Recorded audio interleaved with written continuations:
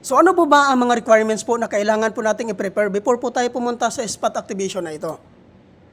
Ang number one po dito guys na requirements po na kailangan po natin, which is yung professional driver's license.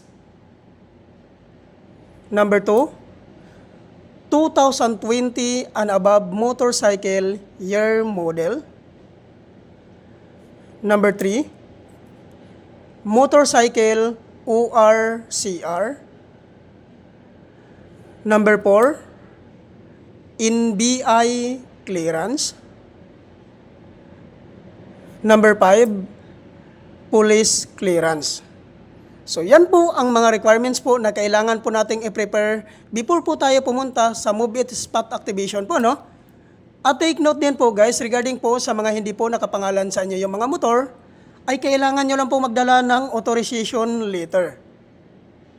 At hingian nyo po ng one valid government IDC owner at ipotocopy nyo po, papirmahin nyo po ng 3 beses sa baba.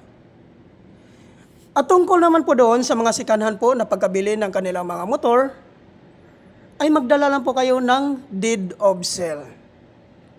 Kailangan po guys, nakanotarize po yun. At regarding naman po guys sa age qualification po na tinatanggap po dito ni Move It, pasok po dito ang